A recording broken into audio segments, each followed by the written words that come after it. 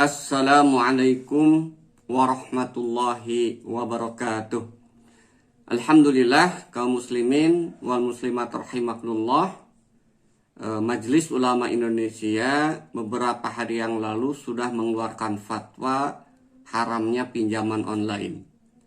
Sebenarnya tanpa fatwa dari MUI pun, kalau kita mau membaca kitab-kitab fikih ya, akan memahami bahwa pinjaman online itu haram.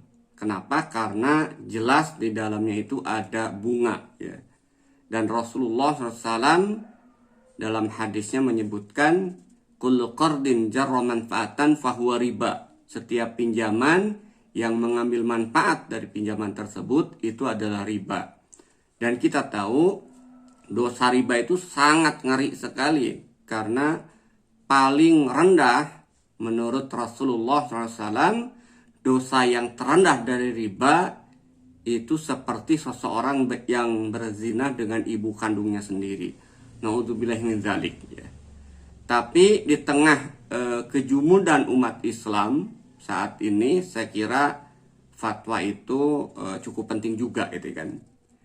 Sebenarnya ada yang lebih penting lagi untuk dikeluarkan fatwa oleh Majelis Ulama Indonesia, karena dampak dan bahayanya itu lebih besar dibandingkan dengan pinjaman online, yaitu apa? Utang negara ya. Dan utang negara ini juga sama dengan pinjaman online, di dalamnya ada riba ya, ada bunga. Kalau kita lihat tahun 2022 yang akan datang, untuk membayar bunganya saja pemerintah harus mengeluarkan 420 triliun. Wow, itu sangat besar sekali gitu kan.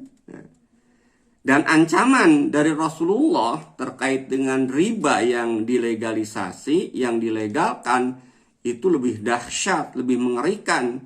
Kata Rasulullah, "Idza duhara zina wa riba fi qaryatin faqad ahallu bi anfusihim azaballah."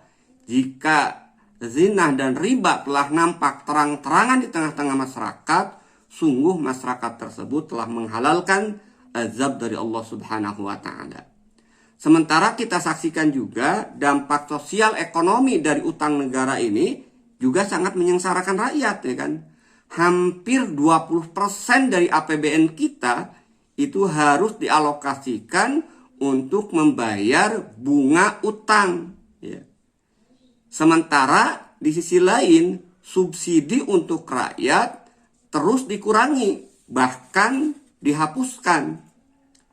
Di sisi lain, karena liberalisasi ekonomi, maka pajak menjadi sumber utama APBN.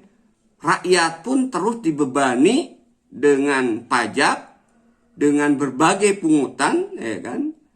Dan jumlahnya terus naik gitu kan. Bahkan sembako pun kita lihat itu juga kena pajak ya.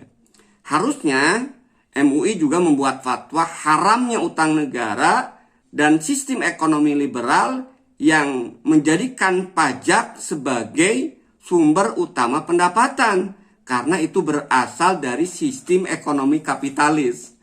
Tapi anehnya gitu kan, yang tertolak itu justru sistem khilafah, yang menurut MUI sendiri khilafah itu ajaran Islam. Padahal sejarah telah membuktikan khilafah mampu mensejahterakan umat manusia. Dan dalam sistem ekonomi Islam yang diterapkan ya, oleh sistem politik Islam, yaitu khilafah tadi, itu akan mengharamkan pajak sebagai sumber utama APBN, dan penerimaan negara itu bertumpu terhadap sumber daya alam yang milik umum yang dikelola oleh negara, dan juga pungutan-pungutan lain yang dibolehkan oleh syariat.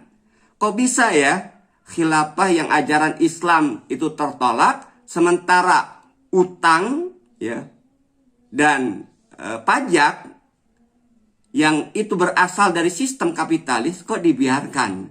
Karena itu kita menunggu segera, mudah-mudahan MUI mengeluarkan fatwa haramnya utang negara dan haramnya menjadikan APBN itu dengan sistem ekonomi kapitalis sebagai paradigmanya. Assalamualaikum warahmatullahi wabarakatuh.